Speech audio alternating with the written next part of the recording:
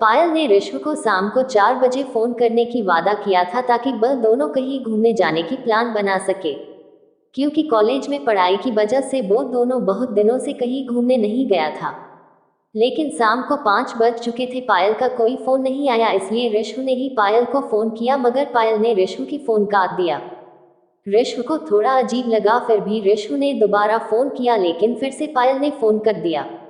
ऋषु ने सोचा कि पायल तो ऐसा करता, लेकिन आज कोई ना कोई तो बात है, क्योंकि ऋषु पायल से मिलने के लिए बहुत ही उत्साहित था।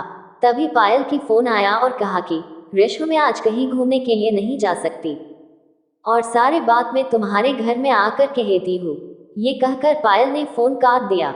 लेकिन ऋषु बहुत खुश था, क्योंकि ऋषु को लगा कि आज पायल की आवाज में एक बेचैनी सी महसूस हो रहा है। मुझे सईद मुझसे मिलने के लिए बेचैनी रही होगी, ये सोचते सोचते मन ही बहुत खुश था और हल्का सा होठों पर मुस्कान था।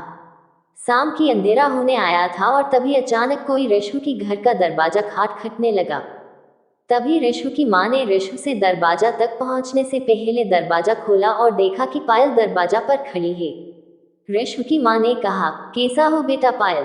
पायल ने ऋषु की माँ को नमस्ते करते हुए कहा, मैं ठीक हूँ, मैं थोड़ा ऋषु से मिलने आया हूँ। ये कहते हुए पायल ने सीधा ऋषु के कमरे में चला गया। पायल ऋषु के कमरे जाते ही जोर जोर से रोने लगा। उसकी आंखों से आंसुओं की मोटी मोटी बूंदें गिर रहा था।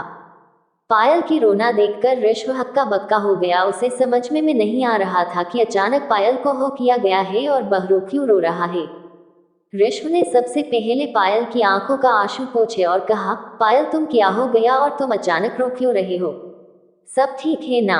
ऋषु की इतना कहते ही पायल टूट गया और बिना कुछ कहे और भी जोर जोर से रोने लगी। ऋषु ने पायल को हाथ पकड़ा और अपने हाथों में पायल की हाथ रखकर कहा, अब बताओ क्या हुआ और इतना रो क्यों रही हो? तुम सोच भी नहीं सकते कि तुम्हारा आंसू देखकर मेरा दिल में क्या गुजर रहा है। प्लीज बताओ ना पायल, क्या हुआ? उसके बाद पायल ने अपने आंसू पोंछा और अपने आप को संभल हुए ऋषु का हाथ पकड़ते हुए कहा, ऋषु, हमारे रिश्ता यहीं तक थी, आज के बाद हम दोनों एक साथ कभी नहीं मिलेंगे।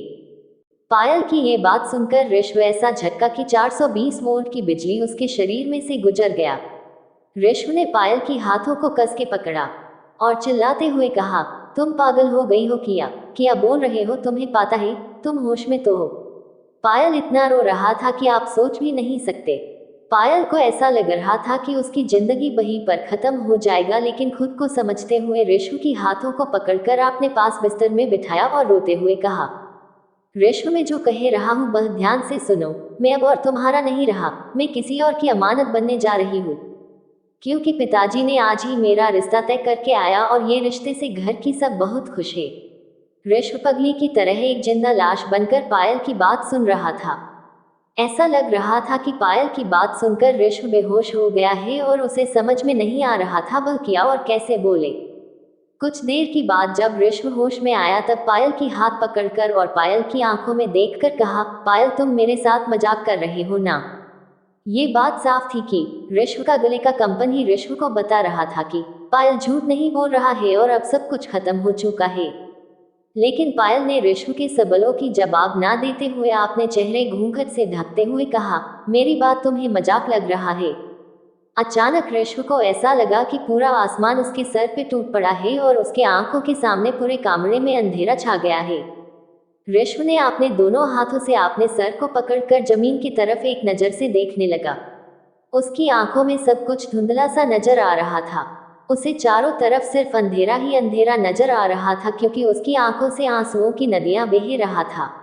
वह सोच भी नहीं पा रहा है कि जो उसकी बचपन का प्यार है वह आज से बहुत दूर उसे अकेला छोड़कर जा रहा है और मैं कुछ ना कर सका।